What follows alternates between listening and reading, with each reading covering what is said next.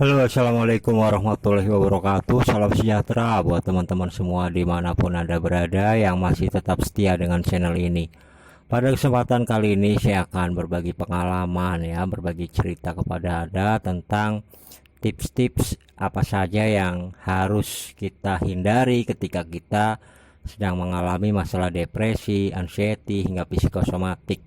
Jadi tema yang kita angkat pada kesempatan kali ini adalah pantangan-pantangan apa saja yang harus kita hindari ketika kita sedang mengalami masalah gangguan depresi, anxiety, hingga psikosomatik. Nah, buat teman-teman semua, pantangan yang pertama harus kita lakukan adalah satu, jangan sampai kita mengingat-ingat kejadian-kejadian yang membuat kita marah ya. Hal ini karena sangat penting karena ketika kita sudah mulai mengingat-ingat lagi kejadian-kejadian yang membuat kita marah, itu salah satu penyebab kenapa seseorang akan susah untuk sembuh. Karena ya kita harus paham bahwa segala sesuatu yang memunculkan perasaan emosi negatif nanti-nantinya akan berpengaruh kepada masalah hormon, kecemasan, dan juga reaksi asam lambung yang naik. Jadi daripada kita memikirkan hal-hal yang membuat kita marah, kita seharusnya bisa menenangkan diri. Karena di sebelumnya sudah saya sampaikan bahwa kunci untuk sembuh adalah menjalani hidup dengan tenang dan dengan rasa syukur. Nah, pertanyaannya, bagaimana nih kalau misalnya saya setiap hari selalu ingat terus hal-hal yang membuat kita marah, hal-hal yang membuat kita benci, hal-hal yang membuat kita sedih. Nah, itu memang ada beberapa cara sih yang bisa kita lakukan karena kita paham ya, buat orang yang sedang mengalami depresi apalagi ketika mengingat sesuatu yang membuat dirinya merasa sedih, ya kadang-kadang ada muncul perasaan nelangsa, terus pengen nangis. Kadang-kadang ya tanpa sebab, tanpa akibat nangis seorang diri ya. Terus kemudian juga ketika muncul perasaan marah, kadang-kadang pengen ngamuk, pengen teriak, pengen berontak, pengen melampiaskan dendam dan lain sebagainya. Karena dia merasa ada sesuatu yang salah dalam diri dia karena diakibatkan oleh orang lain. Jadi kita cenderung mencari kambing hitam, mencari penyebab bahwa yang menimbulkan semua masalah ini biang keladinya dari orang lain. Nah, perasaan menjadi korban seperti itulah yang membuat kita justru akan merasa hancur sehancur-hancurnya dan sulit untuk sembuh. Jadi, cara-cara agar kita bisa meredakan emosi kita, kita mungkin akan gunakan berbagai cara, diantaranya adalah kita juga harus bersikap objektif. Jadi, ketika ada orang lain yang membuat kita marah, mungkin dia pernah mengkhianati, pernah mengecewakan, menipu, padahal kita sudah percaya dengan dia. Nah, kita juga harus mengingat-ingatlah kebaikan-kebaikan yang pernah dia lakukan. Kebaikan apa saja sih yang pernah dia lakukan. Jadi otomatis nanti emosi kita akan mereda. Nah, kemudian juga kalau misalnya kita sedang masalah dengan keluarga, konflik dengan keluarga, kita juga harus ingat bahwa seburuk apapun itu keluarga kita sendiri, ya kadang-kadang kita harus review kembali siapa sih diri kita. Kita bukan siapa-siapa tanpa keluarga. Ya bayangin aja ketika kita masih kecil, misalnya masih bayi, ya berat kita mungkin hanya 3 kilo, 4 kilo. Terus kemudian orang tua yang merawat diri kita, membiayai kita, memberi ASI hingga kita tumbuh anak-anak, remaja hingga dewasa, membiayai pendidikan sekolah ya bahkan hingga sampai kuliah. Nah, itu semua atas jasa keluarga orang tua kita. Itu makanya ketika kita sedang berkonflik ya dengan orang lain, dengan keluarga atau siapapun, kita juga harus bisa mengingat-ingat juga. Kadang-kadang orang yang menyakiti diri kita itu kan orang yang paling terdekat, orang yang lingkaran yang ada di dalam lingkaran hidup kita sehari-hari sering bertemu dengan orang itu.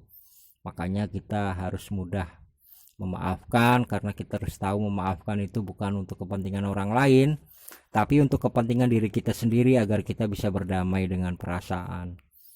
Nah, jadi teman-teman semua, kita harus paham jangan sampai kita mengingat-ingat lagi kejadian-kejadian yang membuat kita marah.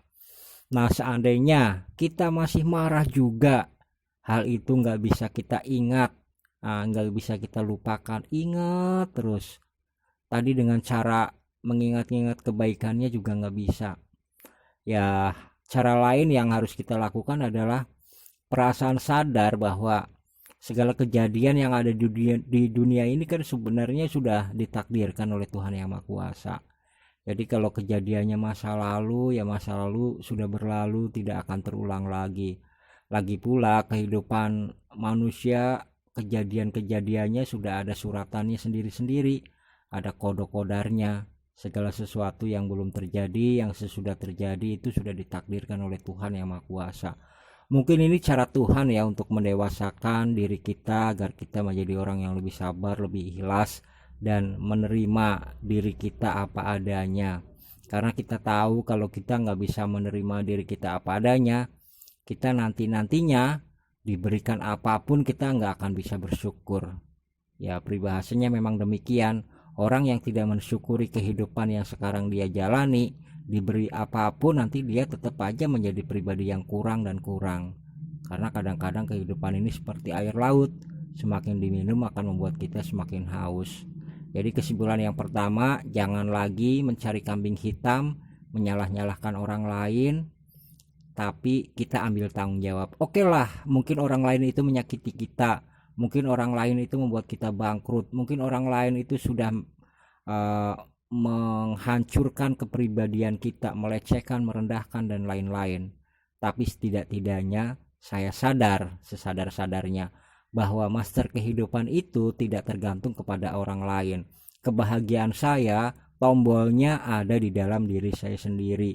Orang lain mungkin bisa menyakiti, mungkin bisa mengkhianati, tapi hati saya tetap tumbuh dan tumbuh. Tidak akan layu, tidak akan gersang, tidak akan tandus, karena saya pribadinya sudah kokoh, sudah tangguh. Nah, itulah karakter yang diharapkan. Jadi kita rubah kepribadian kita yang cengeng, melankolis, suka mengungkit-ungkit hal yang sudah-sudah, kita lupakan. Kita berubah sekarang, menerima kenyataan, tangguh, dan siap menghadapi tantangan kehidupan selanjutnya. Kemudian yang kedua, jangan memiliki sikap yang gerasa-gerusu ya. Jadi sikapnya rusuh, pembawaannya tergesa-gesa. Nah, poin kedua, kalau poin pertama itu jangan ingat-ingat hal yang membuat kita marah, poin kedua, jangan menjadi orang yang rusuh, yang gerasa-gerusu. Karena banyak sekali orang yang berpikir bahwa untuk bisa sembuh itu prosesnya pengen cepat ya. Jadi pengen cepat-cepat sembuh. Padahal kenyataannya nggak demikian. Orang-orang yang sembuh dari masalah depresi, anxiety maupun psikosomatik, prosesnya itu berjalan lembut ya, berjalan smooth.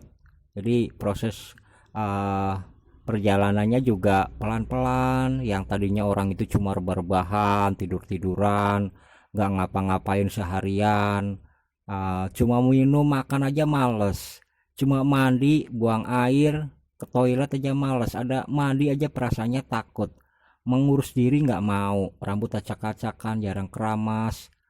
Dan itulah orang-orang yang sudah memiliki masalah depresi dan anxiety akut. Dia sudah malas ngapa-ngapain, bahkan ada kecenderungan membenci dirinya sendiri. Padahal ternyata hal itu keliru ya. Kita kalau pengen sembuh ya jangan pengen buru-buru. Kalau buru-buru juga pasti akan membebani diri kita sendiri. Karena ada hal yang pernah saya alami bahwa ketika saya dulu sembuh dari masalah gangguan kecemasan juga prosesnya pelan, nanti lama kelamaan bisa beraktivitas normal kembali ya. Misalnya sekedar mencuci pakaian, nyetrika baju, beres-beres kamar, menyapu halaman, aktivitas-aktivitas yang kecil yang sebelumnya tidak bisa dilakukan bisa saya lakukan, kemudian meningkat lagi menjadi aktivitas-aktivitas yang lebih besar, yang lebih produktif. Nah, jadi kalau teman-teman bermimpi misalnya hari ini memiliki kecemasan yang parah, yang akut ya, kemudian 1 jam kemudian udah sembuh, itu jarang terjadi ya. Jadi prosesnya bukan 1 jam 2 jam, 1 jam kemudian langsung nyanyi-nyanyi, happy-happy, ceria, ketawa-ketawa ya, dangdutan, karaoke ya, bercanda-canda, itu jarang terjadi. Karena kalau misalnya pun ada, itu pasti ada sesuatu yang salah ya, mungkin mengkonsumsi obat-obatan terlarang agar memperoleh kebahagiaan yang palsu secara instan. Nah, cara-cara itu justru akan menjerumuskan karena akan memunculkan masalah baru, melanggar hukum, melanggar norma agama, dan yang kita cari bukan seperti itu, tapi kebahagiaan yang asli, kebahagiaan yang sejati, kebahagiaan yang alami, yang datangnya atas dasar karunia dari Tuhan yang Maha Kuasa. Nah, itulah yang kita cari selama ini, ketenangan batin yang sebenarnya. Jadi poin yang kedua adalah hilangkan perasaan rusuh dan gerasa-gerusu. Kemudian poin yang ketiga adalah hindari informasi yang berlebihan. Jadi kebanyakan orang yang depresi maupun anxiety ya, ketika gabut, nggak males ngapa-ngapain, nggak punya aktivitas, serba-rebahan, kadang-kadang pengen gunain gawai ya, smartphone, merasa ada sesuatu yang kurang, ada perasaan gatal kalau misalnya nggak gunain gawai smartphone. Kadang-kadang hari ini ada berita apa ya, ada gosip apa dan lain sebagainya. Ya kita bukannya nggak boleh sih untuk hiburan ya, memang manusia itu butuh hiburan, cuma kita ingat juga bahwa ketika kita sedang mengalami depresi, anxiety, itu kadang-kadang penyebabnya karena memori otak kita sudah full. Jadi saraf-saraf kita sedang tegang nih, sedang kebanyakan informasi. Nah, kalau kita nambahin informasi-informasi lagi, nantinya kelebihan muatan, overload. Jadi kepala kita kerasa kelayangan, terasa penuh, sensasinya migrain ya, tegang, otot-otot leher juga tegang, nanti kita cemas. Hal itu ya karena kita kebanyakan informasi. Nah, sedangkan informasi yang sering kita peroleh kadang-kadang informasi sampah, informasi yang gak berguna, tidak ada hubungannya, tidak ada kepentingannya dengan diri kita. Nah, teman-teman harus sadar bahwa yang kita perlukan saat ini adalah perasaan rileks, perasaan damai, perasaan tenang ya. Jadi nantinya kalau kita sudah sembuh sih nggak apa-apa, kita gunain handphone, gunain berbagai fasilitas informasi yang ada. Tapi ya itu dia, kita harus sadar juga bahwa informasi negatif itu lebih mudah teringat daripada informasi yang positif ya. Sebagai contoh nih, kalau misalnya ada informasi tentang pola hidup sehat, atau daerah ini menjuarai lomba 1 kebersihan nasional, ya mungkin walaupun itu informasi positif tapi kita tidak tertarik untuk membacanya. Tapi justru kalau informasi itu negatif, misalnya ada kasus perceraian, kasus kriminal, kasus kejahatan, atau informasi penyakit yang menakutkan, atau berita-berita yang negatif lainnya lah, yang membuat diri kita itu jadi ketakutan sendiri, kepikiran sendiri ya. Jadi kebanyakan informasi juga kadang-kadang malahan menjadi bumerang buat diri kita sendiri dan akhirnya lama untuk sembuh. Jadi kalau misalnya kita nggak ngapa-ngapain, iseng-iseng buka gadget, sekarang kita rubah kebiasaannya, meditasi, menenangkan diri, menyatukan kondisi jiwa raga kita, menyatu dengan alam lingkungan sekitarnya.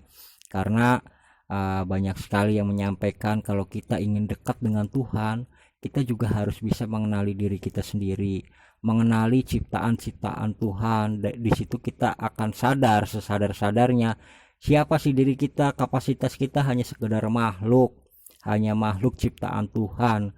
Lahirnya di mana kita nggak bisa milih, lahirnya orang tua kita siapa nggak bisa milih, kita juga nggak akan tahu jodohnya siapa, nanti ketemu dengan siapa, apakah orang itu nanti baik mengkhianati diri kita, itu juga kita nggak tahu, karena semua sudah ada suratannya sendiri-sendiri. Nah, di situ nanti kita akan merasa bahwa disitulah kita bergantung, yaitu kepada Tuhan yang Maha Kuasa. Jadi jangan sampai kita hidupnya menggantungkan kepada orang lain ya. Ada orang lain menyakiti kita langsung menjadi frustasi dan lain sebagainya. Padahal Kita harus sadar semua itu mungkin ujian dari Tuhan yang Maha Kuasa. Kemudian nilai-nilai selanjutnya yang harus kita pegang adalah kita jangan sampai diperbudak oleh keinginan, karena banyak sekali orang yang ambisius ya, orang yang memiliki keinginan yang begitu kuat sampai menghalalkan segala cara agar bisa mencapai tujuannya. Nah, orang-orang yang seperti itu kadang-kadang mudah frustasi, mudah kecewa kalau keinginannya tidak tercapai, dan akhirnya orang itu akan mengalami depresi dan juga anxiety, seolah-olah kebahagiaannya itu tertutup. Jadi dalam menjalani hidup ya, kalau bisa nggak usah terlalu serius ya, nggak usah diperbudak oleh keinginan. Kita kadang-kadang hanya mensyukuri yang sudah ada, nanti-nantinya nikmatnya akan bertambah, karena itu sudah sesuai dengan janji Tuhan. Bagi siapa yang bersyukur maka nikmatnya akan bertambah, tapi bagi mereka yang mengingkari maka azabku sesungguhnya sangat pedih. Nah, coba bayangkan kalimat-kalimat firman Tuhan yang seperti itu. Kita harus ingat bahwa kalau kita bisa bersyukur maka nikmat itu akan ditambah. Nah, kemudian tapi kalau kamu mengingkari maka azabku sangat pedih. Jadi teman-teman, kesimpulannya kalau kita bersyukur dengan nikmat Tuhan, maka dengan sendirinya akan dimudahkan proses kesembuhan yang sebenarnya sedang kita alami. Karena ya saya paham bahwa dalam kondisi terpuruk begini ya, kadang-kadang kita bingung ya, apa ya sih yang harus saya syukuri, apa sih yang saya banggakan, orang saya sedang terpuruk begini ya. Tapi kalau misalnya kita harus sportif ya, harus fair, harus objektif berpikirnya, oh banyak sekali sebenarnya yang bisa kita syukuri, karena kita nggak memiliki perbandingan yang bisa kita lihat. Kadang-kadang manusia pengennya ngebandingin sama sesuatu yang ada di atas kita, tapi kita jarang sekali menengok yang ada di bawah kita. Coba kalau misalnya kita berkunjung ke rumah sakit, di situ banyak sekali orang-orang yang sedang terkapar tak berdaya, sakit. Mungkin dia sedang lebih menderita daripada kondisi kita yang hanya mengalami gangguan kecemasan misalnya, karena mereka sakitnya beneran. Terusnya kemudian kalau kita misalnya ke panti asuhan, ke panti jompo, banyak orang yang hidupnya sendiri tanpa memiliki kasih sayang. Kalau kita mungkin masih memiliki keluarga dan lain sebagainya. Terus misalnya kalau kita lihat juga ya, banyak sekali orang-orang yang nggak memiliki tempat tinggal, hidupnya hanya di kolong jembatan. Kadang-kadang mereka susah menemukan makanan yang layak, dan setiap hari kadang-kadang sampai sama sekali nggak memegang uang dan lain sebagainya. Nah, hal-hal seperti itu kadang-kadang juga luput daripada pandangan-pandangan kita. Masalah bersyukur yang lain, coba bayangkan kita tinggal di negara yang aman ya. Coba kalau misalnya di Eropa Timur sekarang sedang berperang, banyak kekacauan ya, bayangkanlah masyarakatnya pasti akan merasa ketakutan karena nyawanya merasa terancam sepanjang hari.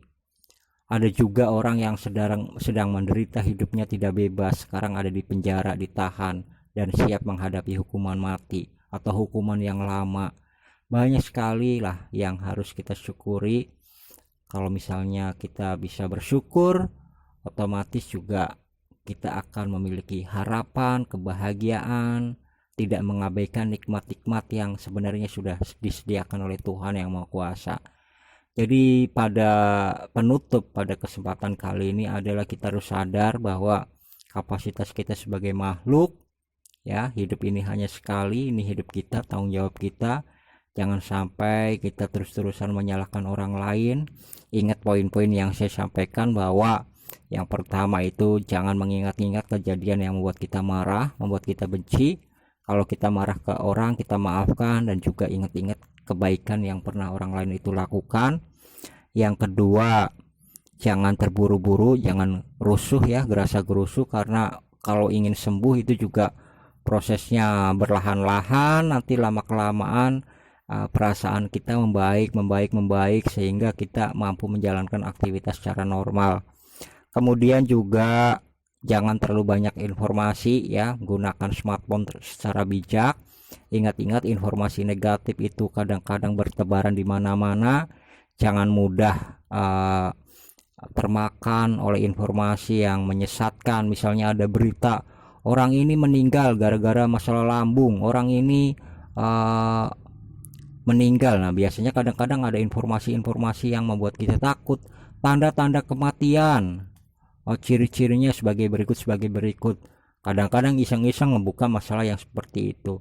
Nah, otomatis ya membuat mental kita menjadi down, menjadi takut. Padahal udah saya sampaikan bahwa anxiety, depresi, psikosomatik secara teknis itu tidak berbahaya ya. Jadi ketakutan-ketakutan kita hanya imajinasi dari diri kita sendiri yang kita buat. Kemudian poin yang selanjutnya yang keempat, jangan diperbudak oleh keinginan. Seperti yang tadi disampaikan, ya cukup syukuri apa yang sudah kita miliki. Kita berubah menjadi lebih baik secara pelan-pelan ya. Jadi nggak usah rusuh-rusuh, nikmati aja prosesnya. Karena yang seperti kita ketahui, kadang-kadang kita itu hidup hanya diperbudak oleh keinginan, tapi melupakan nikmat Tuhan yang sebenarnya sudah kita miliki. Ya, ingat kita punya tubuh, berapapun harganya, berapapun miliar, tangan kita nggak dijual, setriliun pun nggak kita jual. Kaki kita misalnya, berapapun harganya nggak kita jual. Mata kita apalagi, berapapun mungkin harganya tidak kita jual. Telinga kita, dan masih banyak lagi sebenarnya yang harus kita syukuri. Ya, kadang-kadang luput dari sugesti diri kita ya, menyadari bahwa hal-hal yang Tuhan berikan sebenarnya nikmatnya sangat banyak. Jadi itu yang bisa saya sampaikan. Mudah-mudahan teman-teman semua, saya sangat benar-benar mendoakan ya agar teman-teman bisa sembuh, mampu menjalankan kehidupan dengan normal, menemukan kebahagiaan lagi, menjalani hidup yang penuh warna. Dan akhir kata saya mengucapkan terima kasih. Sampai jumpa. Assalamualaikum warahmatullahi wabarakatuh.